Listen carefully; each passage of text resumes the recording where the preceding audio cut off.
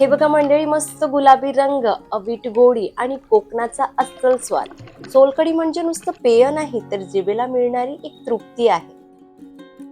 नमस्कार मंडळी, tasty tails Marathi या युट्यूब चॅनलवर तुमचं मनापासून स्वागत. तर आज आपण बनवणार आहोत सोलकढी. चला तर मग झटपट रेसिपीला सुरुवात करूया. त्याआधी आपण लागणारं साहित्य बघून घेऊ. तर सोलकढी बनवायसाठी आपल्याला लागणार आहे 2 हिरव्या मिरच्या, चवीनुसार मीठ लागणार आहे. मी इथे 2 टेबलस्पून साखर घेतलेला आहे. जर तुम्हाला थोडी गोड पाहिजे असेल तर तुम्ही साखरेचं प्रमाण वाढवू शकता. त्यानंतर इथे लसणाच्या पाकळ्या घेतलेल्या आहेत 2-3 आणि मी घेतलेला आहे कोकम सरबत. त्यानंतर जिरे घेतलेले आहे, हे अर्धा टेबलस्पून आहे आणि बारीक चिरलेली कोथिंबीर आणि मी घेतलेला आहे इथे नारळाचं काप. हे नारळ होतं, ओलं नारळ होतं, मी याचं छान काप करून घेतलेलं आहे. अशा प्रकारे साहित्य बघून झालेले आहेत. रेसिपीला सुरुवात करूया. त्याआधी मी इथे कोकम सरबत घेतलेलं आहे. हे बाजारात इझिली अवेलेबल असते.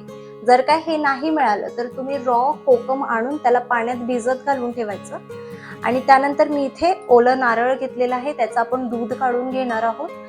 तर जर का ओलं नारळ नाही आहे तर तुम्ही रेडीमेड नारळाचं दूध घेऊन आणू शकता.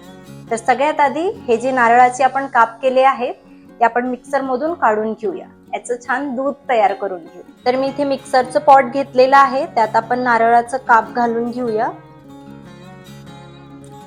तर मी इथे ओल्या नारळाचे काप मिक्सर मध्ये काढून घेतलेले आहेत. त्यात आपण घालूया थोडंसं पाणी आणि हे आपण छान वाटून घेऊ. तर इथे नारळाचे काप छान बारीक करून झालेले आहेत.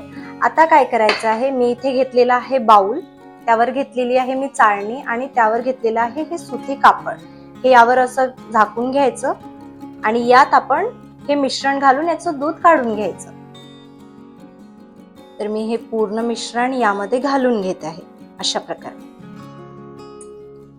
थोडंसं मिश्रण बाकी आहे मिक्सरच्या पॉट मध्ये. आपण यात पाणी घालून घेऊया आणि हे सुद्धा यात घालून घेऊ.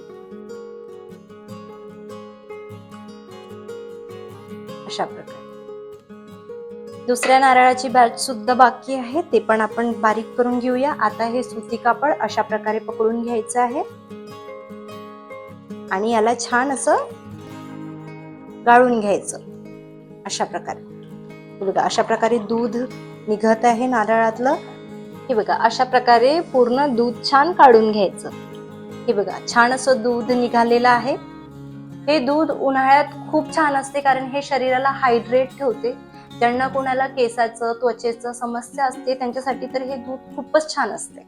आता हे इथे उरलेलं मिश्रण राहिलेलं आहे ते आपण परत मिक्सरच्या पॉट मध्ये घालून घेऊ आणि जे उरलेलं नारळाचं काप होतं ते सुद्धा मिक्सरच्या पॉट मध्ये घालून घ्यायचं. तर मी हे मिश्रण यात घालून घेत आहे आणि याच सोबत नारळाचे काप सुद्धा.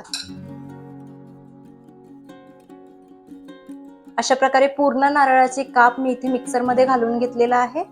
उरलेलं मिश्रण घालून घेऊया आपण. परत यामध्ये आपण पाणी घालून घेऊ. थोडंसं पाणी घालून घेतलेलं आहे आणि आता हे वाटून घेऊ आपण. तर अशा प्रकारे दुसरी जी बॅच होती ते सुद्धा मी छान वाटून घेतलेलं आहे. तर मी इथे हे गाळून घेत आहे. पूर्ण मिश्रण छान टाकून घेतलं. पॉट नीट छान स्वच्छ करून घ्यायचं. आता हे असं पकडून घ्यायचं आणि परत याचं आपण दूध काढून घेऊ. तर इथे पूर्ण नारळाचं दूध काढून झालेलं आहे. आता हे जे उरलेलं मिश्रण आहे ते फेकायचं नाही, त्याचं तुम्ही चटणी वगैरे बनवू शकता. तर मी हे बाजूला काढून ठेवत आहे. आता त्याच मिक्सरच्या पॉट मध्ये आपण घालून घेणार आहोत मिरची. त्यानंतर आपण घालू जिरे, साखर, लसणाच्या पाकळ्या आणि हे छान आपण वाटून घेऊ. यात मी थोडंसं पाणी घालत आहे आणि हे आपण वाटून घेऊ. तर इथे मी मिश्रण तयार करून घेतलेलं आहे. आता हे मिश्रण आपण या दुधात घालून घेऊ. तर मी इथे मिश्रण दुधात घालून घेत आहे. अशा प्रकारे मिक्सर मध्ये थोडं अजून मिश्रण आहे, तर हे दूध यामध्ये घालून आणि छान असं ढवळून घ्यायचं. आता यामध्ये आपण घालूया उरलेले साहित्य. उरलेले साहित्य म्हणजे आता कोकम आहे आणि चवीनुसार मीठ आहे. तर मी इथे कोकम सरबत इथे घालून घेत आहे.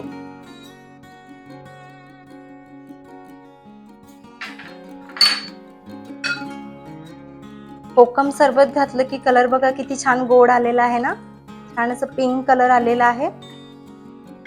आता आपण यामध्ये घालूया चवीनुसार मीठ.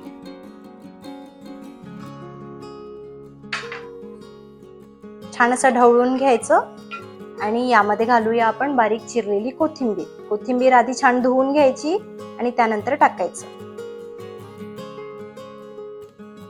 तर इथे कोकणाचा अस्सल स्वाद म्हणजे सोलकढी बनवून तयार झालेली आहे.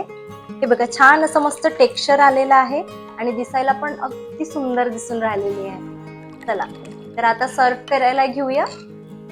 तर सगळ्यात आधी मी इथे घालून घेत आहे आईस आणि आता आपण सोलकढी सर्व करायला घेऊया.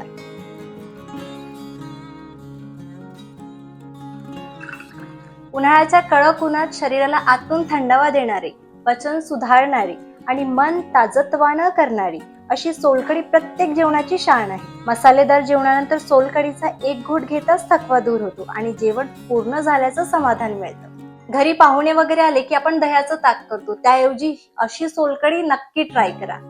जर तुम्हाला ही रेसिपी आवडली असेल तर व्हिडिओला लाईक करा आणि चॅनलला सबस्क्राईब करायला विसरू नका. भेटू पुढच्या व्हिडिओमध्ये. बाय.